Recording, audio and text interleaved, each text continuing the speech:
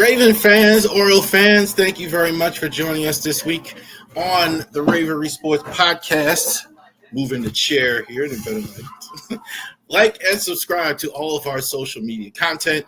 NFL pregame draft starts on April 24th. So before and after the draft, we're going to go over all of our social media content. We're going to chop it up before, see what the Ravens do before and after. RavoriSports.company.site.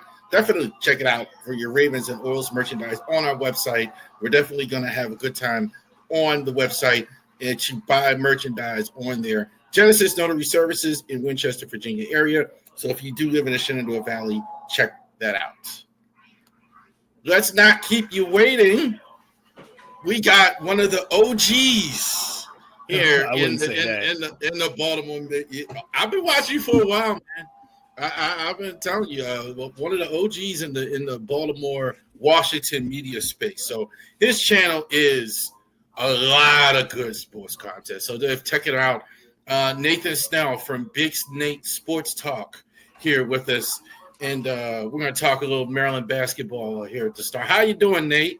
Nice to good. Thank you for having me on. I appreciate it. Thank you, sir. I've been watching your channel here for the last couple of years here. So thank you very much for all your contributions in the media space. I'm trying.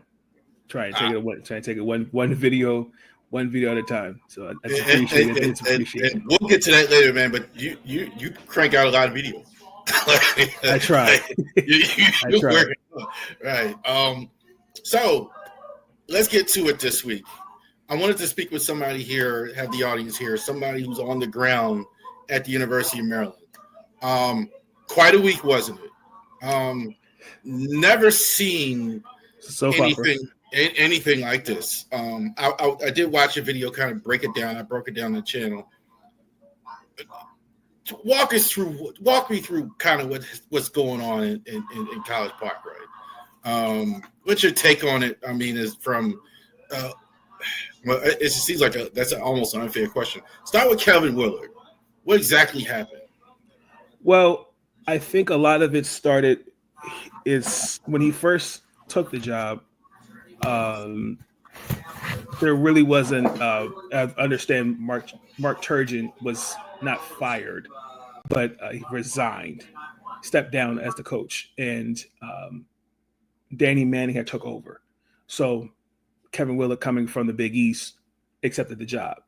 So remember, Damon Evans as well, still new as well, because Kevin Willard and Mike Loxley were Damon Evans hires prior to the previous regime with Mr. Anderson.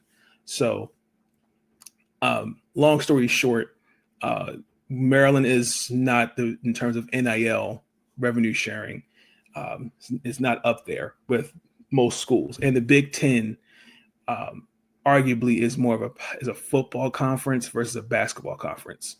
So Maryland, from a football perspective, has gotten more in revenue sharing than basketball. Now that's supposed to change. Why do you think that is? Maryland is, I'm a little maybe older than you, I think. I always view it as the basketball school, right? I know, like, you've had some good football teams and you're in the Big Ten, but, Len Bias, you've been basketball school. Why is it, are they trying to become more of a football school? In my opinion, I think that's what it is. I mean, I remember I was being in the ACC, me growing up. So I think for me, I feel like you can always thrive in two sports. It's, you pick your poison. But I mean, even when we were in the ACC, I mean, we as a football team struggled. So we've kind of had our ups and downs with it. But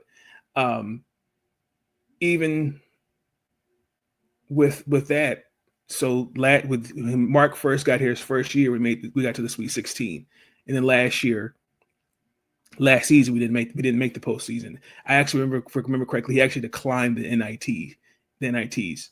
So coming into this year, he rebuilt the team, and same thing. Okay, cool. Then the rumors started swirling after the Big Ten tournament of Villanova. Okay. You just, typical coaching rumors that he's going to take the job. So we're getting into the NCAA tournament prior to playing Colorado. And then all hell breaks loose. The games are still going on, right? Yes. I mean, they're having a good season. They're having the best season in years. They are, you had a second in the Big Ten. You did well in the tournament. You got semifinals in the tournament. All this stuff is going on while this is happening. Yeah, I'm sorry. Go ahead. Well, it really started with Jeff Ehrman from 27 Sports. He started reporting on it. And as he was reporting on it, then that's when it started coming out more, because it was during the pre-media availability prior to us playing Colorado State. He put Damon Evans, now former athletic director, that he was going to take the job at SMU, and we didn't even know about that. And then that's when he brought out that he couldn't say the extra in New York and all those other things. And then, we didn't hear that the last 2 years. So you were like trying to understand where that was coming from. And, but we knew some of the things were kind of rumblings. There was an issue where Kevin had talked about at some point with the season where they were struggling in terms of trying to, I forgot where there was a struggle in the period of the season. And Kevin had talked about the schedule, and a fan had mentioned the schedule's not an excuse. You need to figure it out. And then Damon went on, I think it was 105.7 The Fan, and actually called him out and told about, you need to figure it out. I agree with the fan along those lines. So and then as fast forward after that media press conference, then, the hole gets bigger. The Pandora's box, is now becoming more open. And then Mike Locksley is, now has to respond to those comments. And then Mike's comments were, I will say, let's just say he didn't like it. Locksley, I did understand why he said what he said. We could argue if it's inappropriate, but right now, like, you're just sipping that drink. What if I took that drink right out of your hand and said it's for me? That's essentially what you're telling Mike Locksley, right?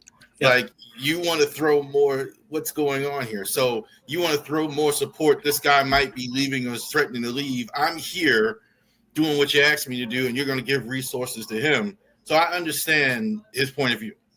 Yep. Right or wrong, the way he went about it, we could debate that one, but I think I understand why. Go ahead. Yeah, no, absolutely. And then when I can't remember who it was, it might have been Sam June. Shout out to Sam June, who works for 27 Sports. I could be wrong. Who asked the question to Kevin prior to them playing Florida in response to asking Kevin about what Coach Locksley had said, and Kevin essentially deflected. And long story short, and the contract, and then the rumors started circling. Other reporters started confirming that he did take the job, but he said, I don't know, blah, blah, blah, blah. Then there was a report that, Derek Queen had said something to me. Do you believe that? No, I don't. I know what he said, but do you think that this was in his mind, the way this was going to go the whole time? No, I think he was going to take the job. I wish he would have went about it a different way.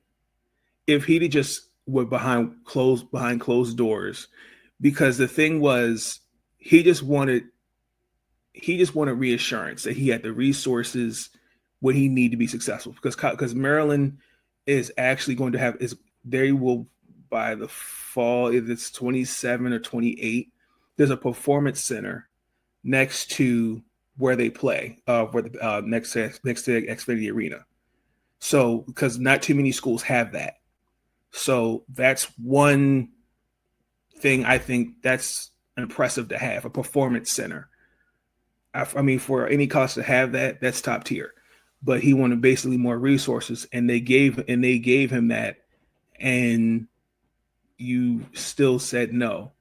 And I find it weird that even through all of that, I still think it was a distraction. Because you could tell it was a distraction. I think the team didn't try to let it distract them, but you could tell it bothered them, because it was reported that Derek Queen had said something to him in the locker room. I don't know. Derek Queen's been killing him on Twitter. Derek Queen, I don't know him personally, but he's been killing him on Twitter. I know Derek Queen wasn't happy about the way it went down. I don't blame him. I think that this is.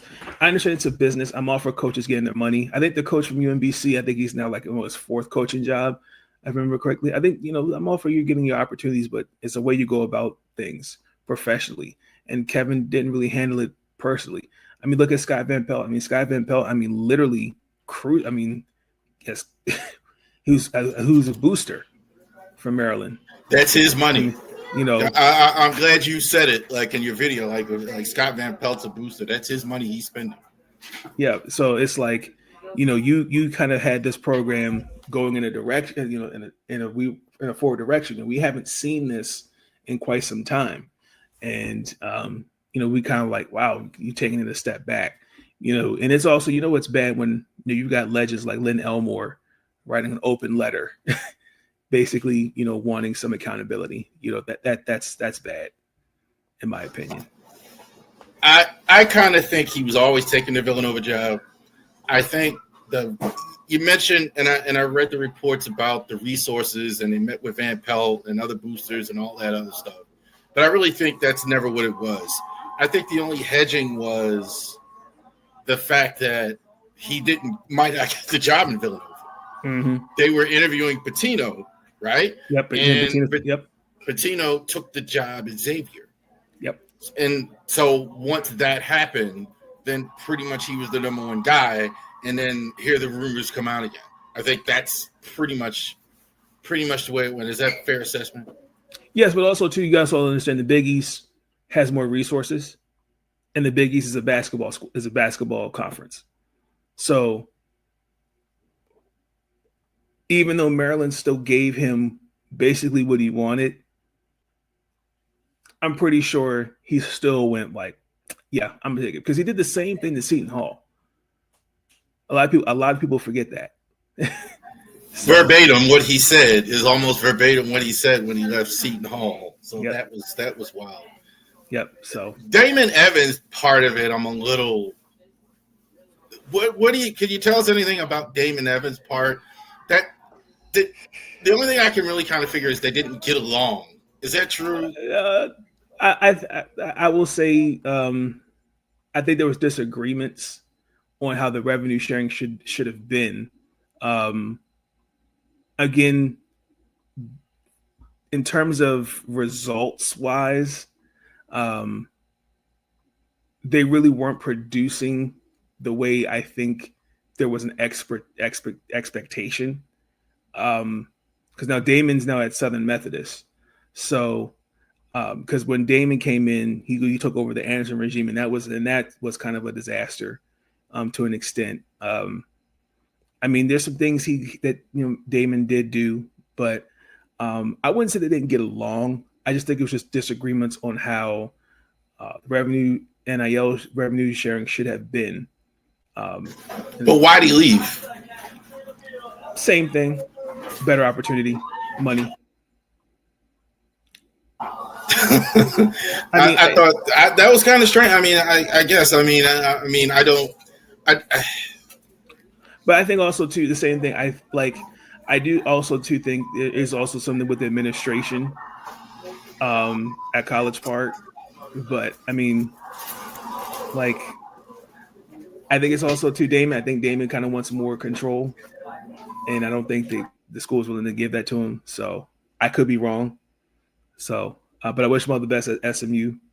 So he's already made his some moves there already. So. We're going to move to Buzz Williams in a second here, but I was following Steve Blake on Twitter. He publicly asked for the job.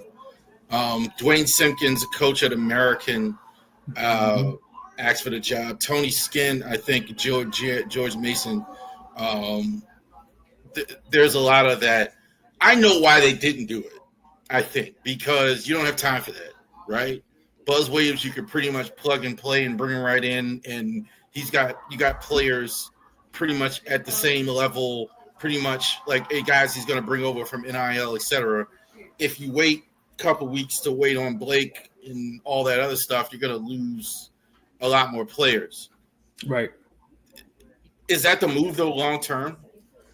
I don't Buzz know. Williams. Yeah, I mean, in terms of at least examining those other names. Well, I mean, Buzz Williams got a 6-year deal, so I mean, we gave him some money. I mean, honestly, truthfully, you had to hire somebody because number one, we're already in the transfer portal season, so you had to hire somebody now, and we don't have an AD. My understanding is also too we're supposed to get a general manager. I don't know if if that is true or not, but I know they're supposed to hire one. Because you start seeing more most schools. Look at he used to break news for the NFL.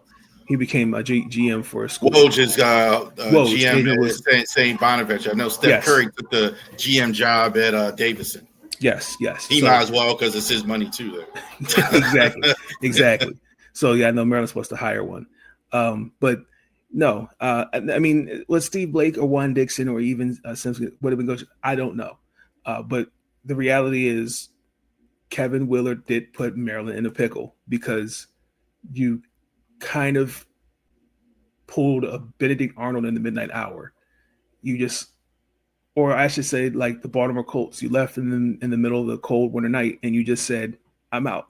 So now you have to find somebody to now, okay, because Maryland had a decommit, and already have had now 8 transfers in the portal. Gillespie's already gone. Yes, Gillespie's already signed with Tennessee. Yeah. So, you kind of now, you have to find somebody now. And also, too, Steve Blake, Juan Dixon, sure, they have coaching experience, but also too, like realistically, like the leash is going to be shorter than because I most people will want somebody that's more experienced. So Buzz made the most sense. I'm going to agree, I think, but the reason why the Terp fans are freaking out is because we're not used to this, right? This is normal stuff in college basketball. I agree. But they had Gary Williams for 1,000 years. They ran out Mark Turgeon. This revolving door is unusual in College Park. So why not Brenda Freese for the job? Brenda Freese is happy with what she's doing. I mean, if anything, she's actually the standard, in my opinion. She's going to be in the Hall of Fame to me as one of the best coaches in the game. I think also too on the men's side, I think we're holding on to the legacy of Gary Williams so much. We are refusing to let it go. Like we're looking for the next Gary Williams, and it's not out there. Like I think sometimes I feel like Maryland fans are still stuck in 2002, and the reality is that's not the case.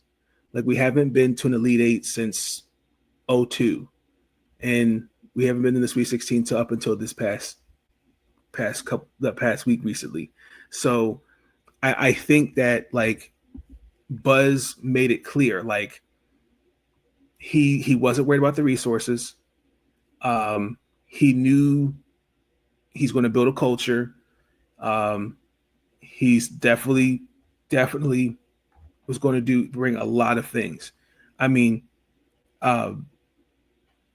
he's putting the team first. Because if you think about it, because even when Mark Turgeon got hired, it was something along the lines of style of play, like is winning.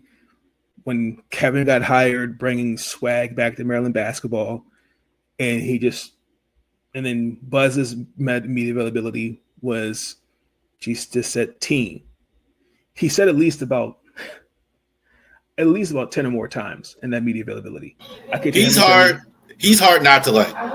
Buzz Williams. He's a hard guy. I was very impressed with him during the tournament. He's openly praying with his players on the court, reading scripture, everything like that. He's very close with his guys. Yep. I think I got no problem with him as a hire. I think like that. I got no problem with that.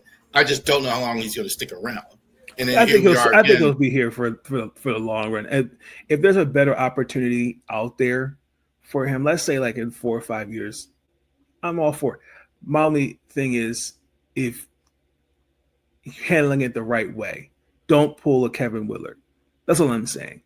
You know, again, like a regular, a 9 to 5. Okay. If you are interviewing for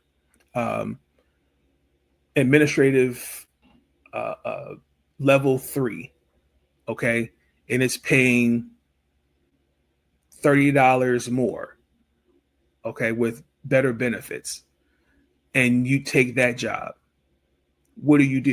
You give your 2 weeks gracefully and you move on. You don't just go out and say, I got the job, I'm out of here. You know what I'm saying? Like Kevin, in a way, just kind of made it clear, like, well, I'm not getting what I want. Well, okay, we're going to give you what you want. And then we gave it to you and you still didn't like it. So I'm hoping Buzz doesn't do that, which he doesn't come across as that type of person. But, you know. He doesn't. You're right. But look at his history, right? 4 or 5 years and out. Like, went to Virginia Tech, few years out. Texas A&M, few years. Now he's leaving. So his history is, and a lot of these coaches are going to see more volatility because of the portal. They got to rebuild every year. So if they're not getting what they want, they're gonna start moving. But also, too, the transfer portal plays a role in that because in NIL, because we really need to have some reform. I could have a whole conversation about that, but where the NIL and the transfer portal is as of today, it is really, really getting out of hand because absolutely not. Like when you mentioned players are asking for like $2-3 million. No. Why no? Because if a player, it's one thing if you're a starter, okay, if you're an All-American and you're transferring, that's one thing. Okay, but like he should have been more clear of who's asking for $2 million. Okay, well, if you're someone that's averaging 0.5 points off the bench, you must have fallen and bumped your head. Because why am I giving you $2 million and you averaging half a point a game? No. I think every player on the team is getting 100,000. I mean, I would think. I mean, D1 players. I mean, if you ain't got 100,000, you could probably get that anywhere you go. And so multiply that by 12. Certain guys getting 12 or 500,000. I think the coaches have kind of made their own bet. Steve Alford kind of said kind of what you said. Tom Izzo kind of said what you said. Tom Izzo just signed an extension for $5 million. Miss me with the fact that these guys shouldn't get paid. I agree now there should be contracts, rules, etc. But they kind of make their own bet as far as I'm concerned. Yes, because especially like your freshman year, like you shouldn't transfer after your freshman year. I think that is insane, especially if you committed to that school. If you redshirted, that's fine. Well, I feel like if you've redshirted your freshman year, you are ineligible to play that year. You have to make that year up another year or so, and you can't, or you still can't transfer something. Because to me, like if you committed to that school, like for example, there was I think she was a 5-star. Recently, she just had a whole thing on ESPN, and she said the city That's what my daughter calls it, Espin. And she said the city, not the state. She's going to Oklahoma. Aaliyah Chavez.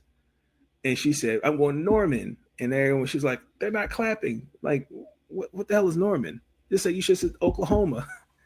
Like, if she just decided, yeah, I'm just going to transfer. Well, hell, you put on this whole big thing. You got cameras in front of you after 1 year just transfer. I feel like that was just a waste. That's just me. It's the wild, wild west, Nate. I mean, that's just how it is, as far as that goes. That's true. Give you a few minutes here, women's ball. You don't see the same thing. How much are the women participating in NIL, if at all? Oh, it's there, but the thing is, in terms of college or in terms of college basketball. Well, in terms of college, like recently, Olivia Miles just transferred from Notre Dame, and I think the conversation, like example on First Take, where I really had legit got a migraine because it went from why she transferred to it was about money. And sometimes it's not about the money. Like when players transfer, you have to look at it from a couple perspectives. Your school may not have the major for a master's program or a doctorate program. But also to Olivia, that prior to this season, was hurt. She was out for the year. And she played next to a positional player in Hannah Hidalgo, who's a pass first guard. So why not can Olivia develop her skills as a pass first guard? There's no shame in that. Because also too, Notre Dame, that's a pretty damn good school. So she was getting some money in an NIL. But then also too, I think people forget, like when you go into the pros, most of those deals go with them and they become endorsements, sponsorships. So I think people just WNBA players more than NBA players need that money. But like Angel Reese already talked about it. Like she can't even afford her apartment with all this extra stuff. That's BS. That's not true. Why is that not true? Because Reese's, Reebok, all those endorsements she's got. Come on now, she's got money. No, but what I'm saying is she's not getting it in player salary.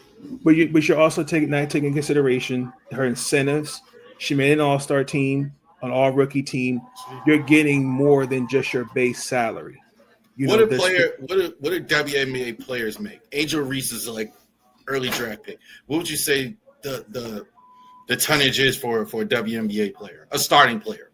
Starting player or style of rotation player, not necessarily a Caitlin or etc. Well, I know Jackie Young. She's technically, I think, was the highest paid player, is like 250 something. So, but that's going to change because of the next CBA that they're currently negotiating. So the money's going to change. But I think people sometimes forget, like, there's also incentives in their contract where they're going to see more money. And that's not including also endorsements. So like when she said the my salary doesn't cover my apartment, I'm like, wait, McDonald's, Reese's, Reebok, other stuff, like you got money. Well, she's not. That $250,000 isn't even what Bronny James is getting in terms of salary.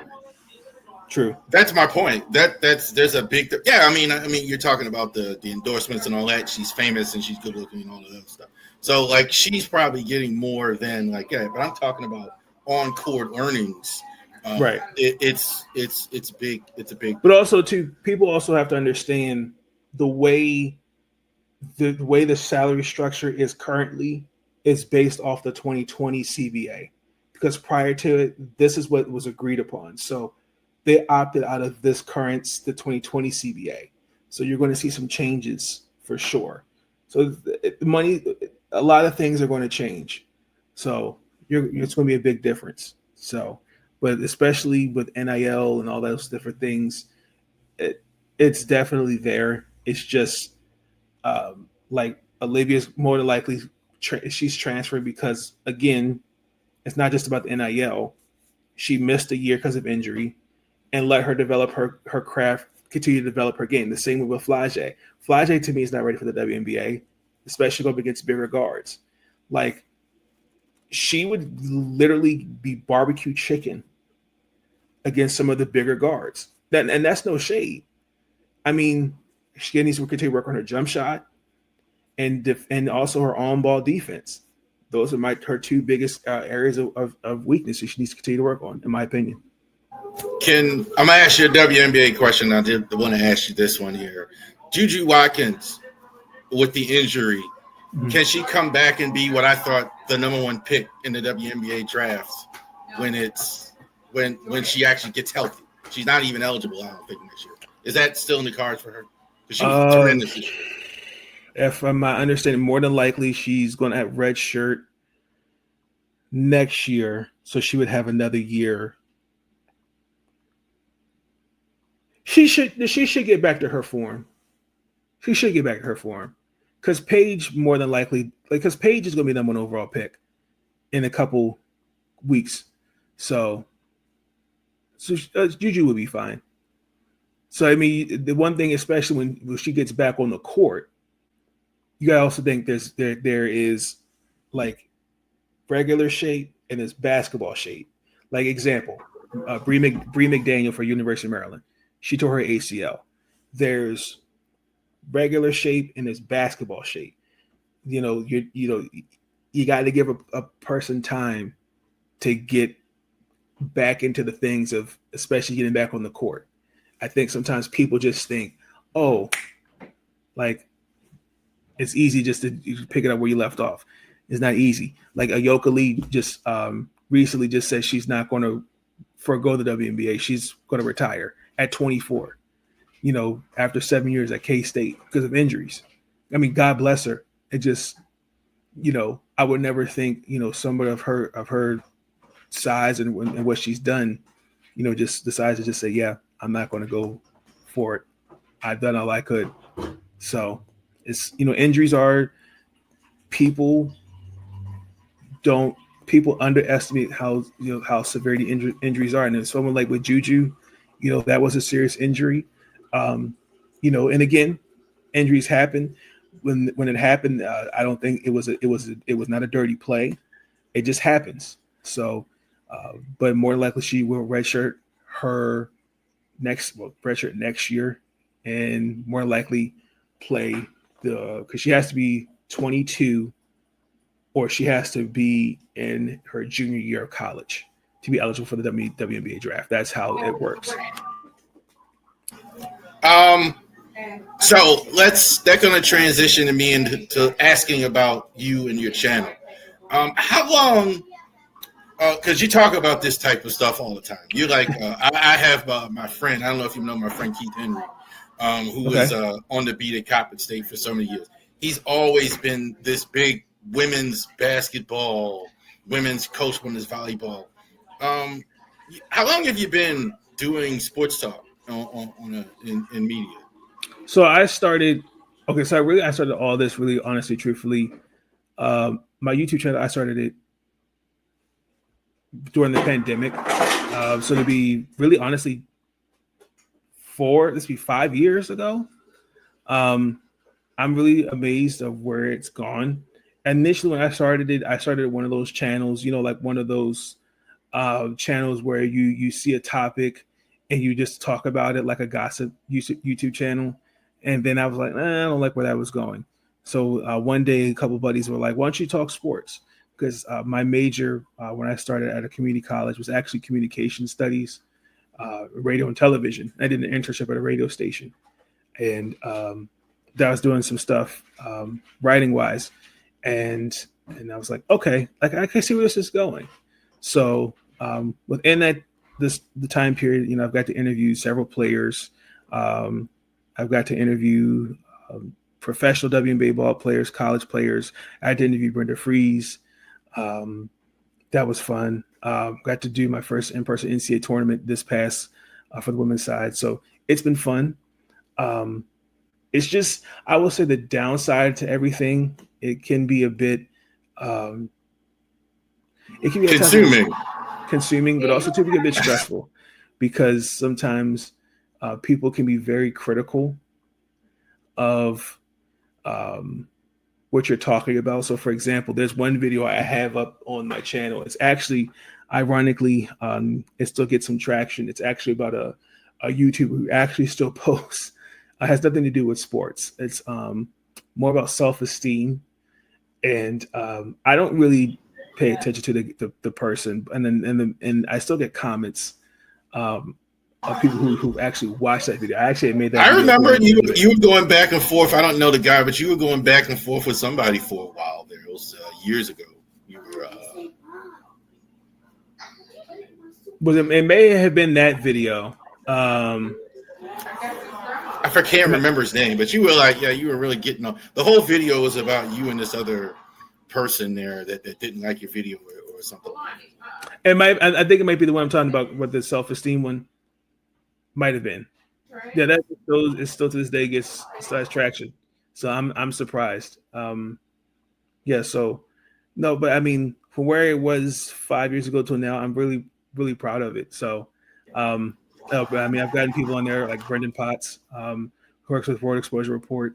I try to get other people on there. Sean Spencer from Let's Talk Football. He's doing his at the Watch Football Weekly. So my thing is just, I just hopefully it turns into something big. But if you could do one sport, I always want to ask you this question: what would it be? What would you be doing? If YouTube tells us, and I don't do one sport either, but if YouTube tells you, okay, you can only do one sport, which is the one that what your channel turns into what?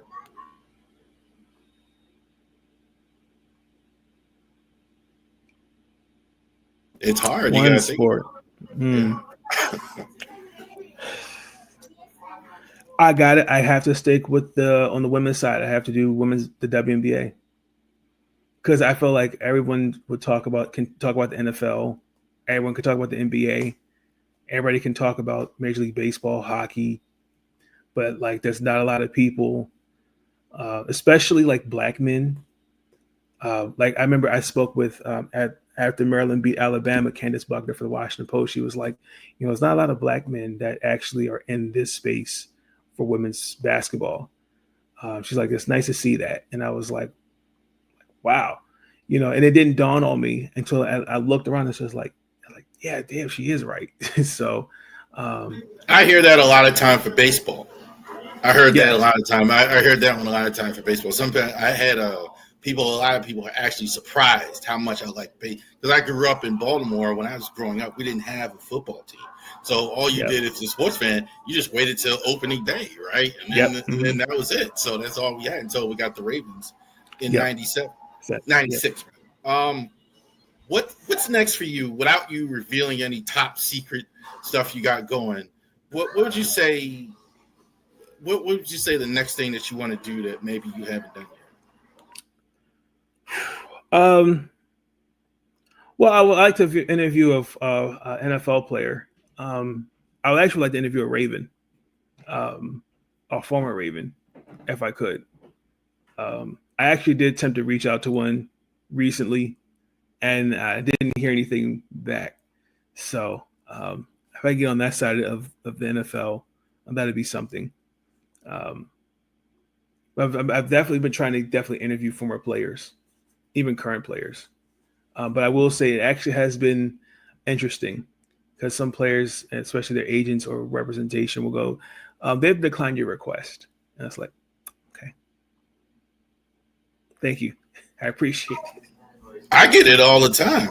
But it's not just athletes. Athletes, you can kind of understand them declining requests because the view of them is a little different. Also, but I get like content creators like all the time say no or they can't do it. In some cases, in traditional media, I know some things they can't legally do or it's frowned upon them doing things. So I try to let that stuff roll off my back. But sometimes people just don't like it. or they just say you're not big enough show or whatever it is. So that happens.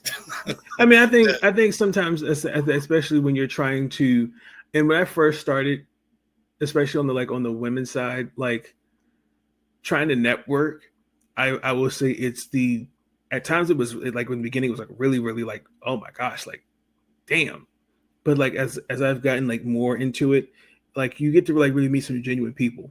Like, because there really are some people who are like, honestly, truthfully, like some people who are really stubborn, and there's some ignorant people out there that I just generally do not want to network with you, because they kind of feel like you're, oh no, you're in my territory. Like, no, thank you.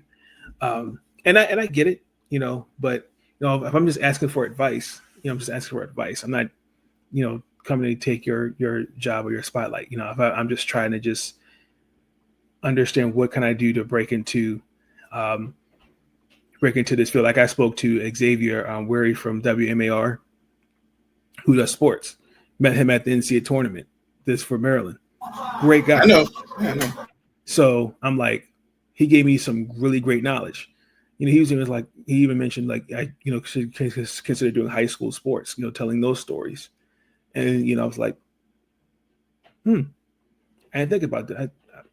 I'm kind of contemplating that. So, still want to be in traditional media, or is the social media lane or the other lane? I've asked some content creators this question. So if you had a chance to be the play-by-play person for the Mystics on Monumental, or you could have 400,000 subscribers on the Big Nate Sports Talk, which would you rather have? Don't say it. I don't want to disqualify people from hiring you or anything.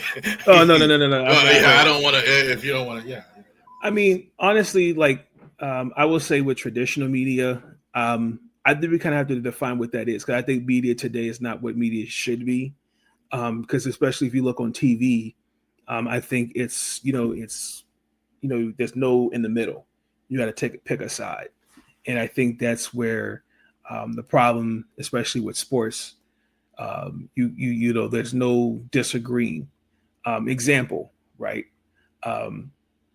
Like we all know what the Ravens, Lamar Jackson, let's just be honest, should have won MVP, because we look at stats and stuff, right? But we had two people. One was a former quarterback, and the other one who was Olowski. I'm gonna call his name. You didn't, but I'm going to. You didn't say it. I'm saying it. And another one who at one point did work for ESPN, but works on another network, literally manipulated what the definition of MVP is by telling people what offensive player of the year is. Okay, and saying, well, Josh Allen had something to do with less, right? So my point is like Lamar Jackson, the criticism Lamar Jackson gets, other quarterbacks don't warrant that type of criticism, right? Like how many quarterbacks have you seen on TV get a question, are the Baltimore Ravens getting their money's worth? Like has Justin Herbert got that type of question? Like did Pittsburgh get that type of question with Russell Wilson? You had people still saying Lamar couldn't pass 2 years ago. Yes. Crazy. Like that makes no sense at all. Go ahead. Or the New York Jets with Aaron Rodgers. So and then also too, like I feel like there are people, even with social media, I think social media is a farce. I think social media, especially depending on the platform, I think can be a bit extreme, because it's just, at the end of the day, it's an opinion. And I think, stan accounts, I think have really, really kind of made social media really, really no man's land, especially, for example, with the NFL, the WNBA, college basketball, and also to the parasocial relationships. So I think we got to understand that there's a double-edged sword with those things, because there's no really such thing as there are genuine journalists, but everybody now wants to be an analyst on TV, or they all want to have want to have their face. They want to have their opinion heard, and sometimes their opinion can be a bit distasteful. Who is your favorite media personality, without saying yourself? Because you were pretty hard on them just there. I'm gonna give you a chance here to say something pretty good here.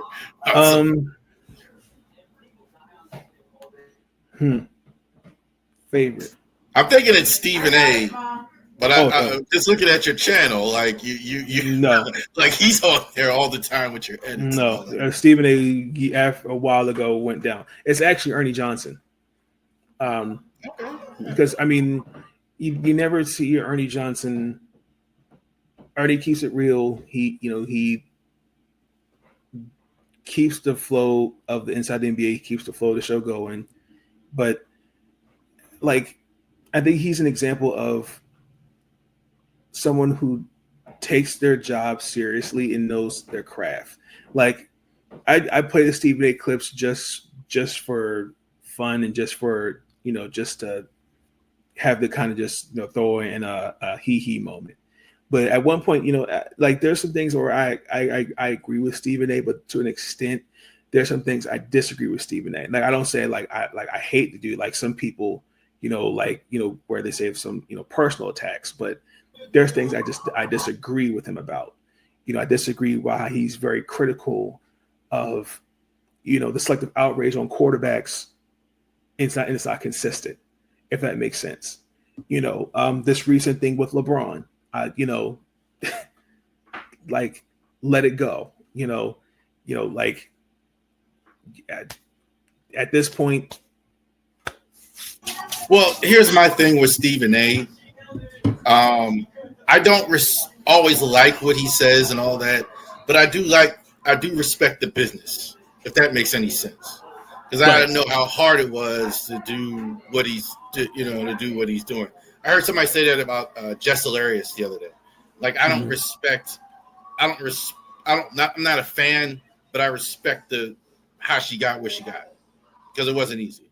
And Michael Wilbon came out just the other day and really wrecked Stephen A.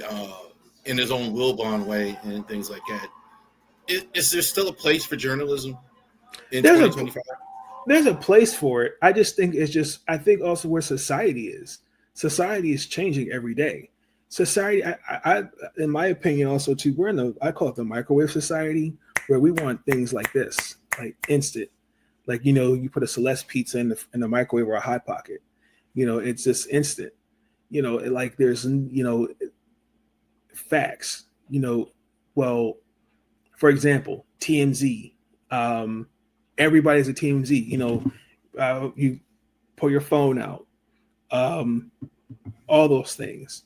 So, I mean, journalism is still there. Like I said, there's still quality journalists out there.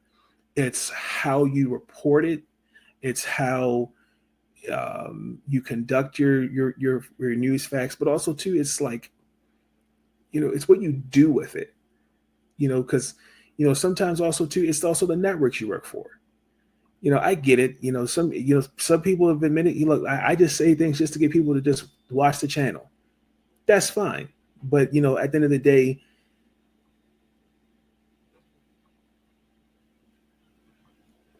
I've learned it through the classes I've taken.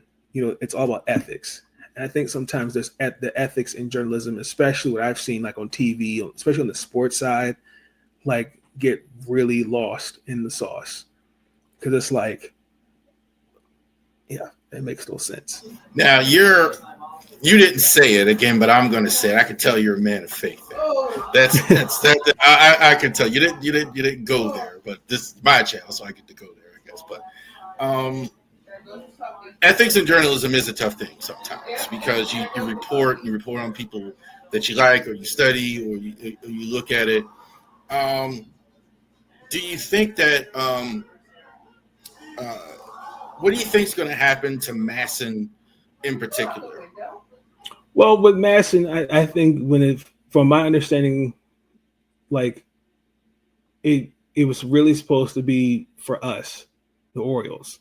And then obviously we all know when the Expos left Montreal to come here, like Peter Angelos, may he rest in peace. He wasn't really was not willing to put the Nationals on TV.